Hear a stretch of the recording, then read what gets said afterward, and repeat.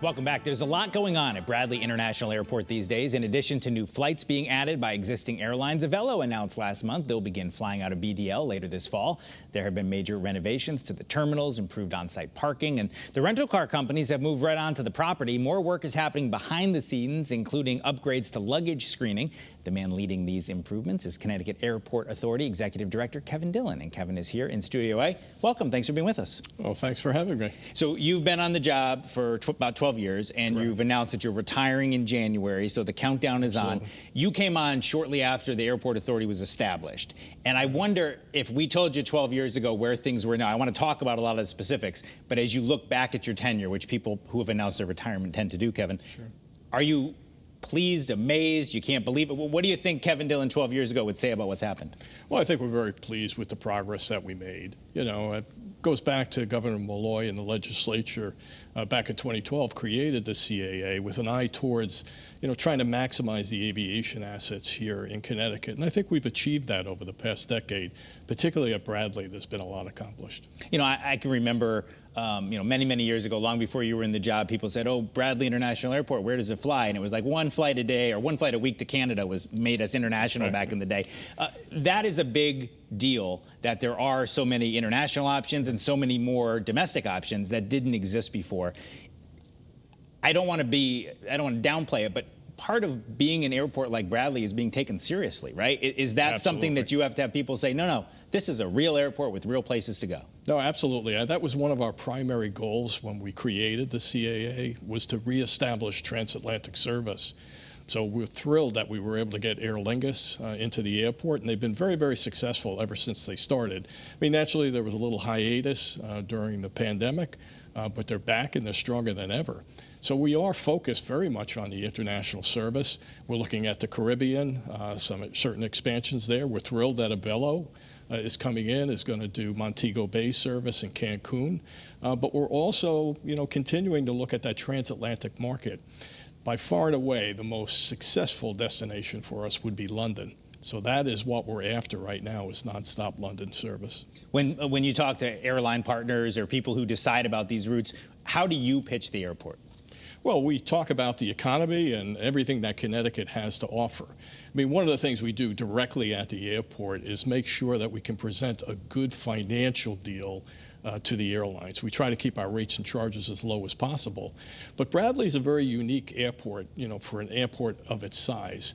Most airports, medium hub airports, you would find there tends more to be leisure travel going through.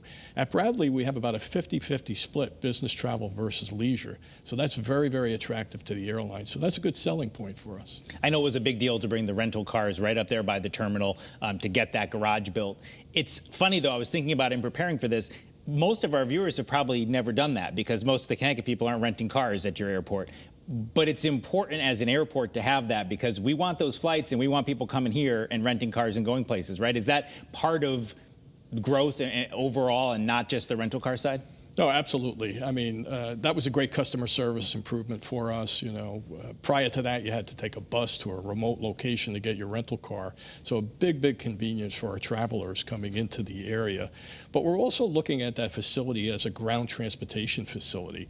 Ultimately, we want to relocate other modes of transportation there, principally bus service, but at some point people will get their Uber and Lyft at that location as well. And well into the future, I mean, it's going to take some sustained growth to warrant this, but I do foresee rail service coming into the airport as well. And we left an allowance in that facility to bring the rail directly there. Which would be a huge deal. Also happening, $5.4 million on a baggage screening system. One of those things that passengers won't see, but they'll benefit from it, right? Absolutely. It's right now we have about $250 million of construction underway. We have two major projects.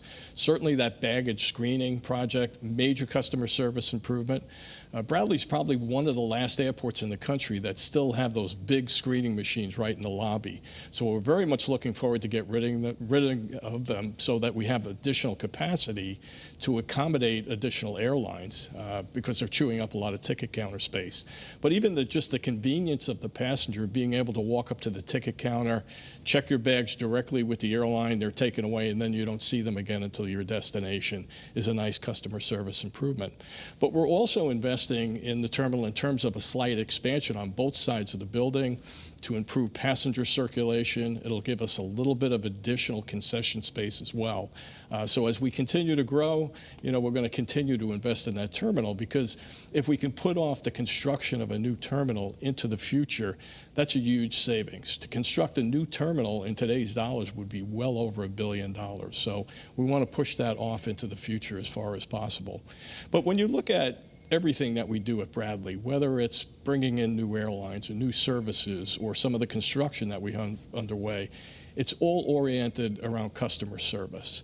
That's what we're selling at Bradley Airport, is convenience. We're never going to have the route structure of a LaGuardia or a JFK or a Boston, but those airports will never have the convenience of Bradley. And when you look at our market area, it's a very large market area. We want people to stay at home, and we want that travel experience through Bradley to be the best that it can be. Only 30 seconds left. What are you proudest of your time as you get ready to retire?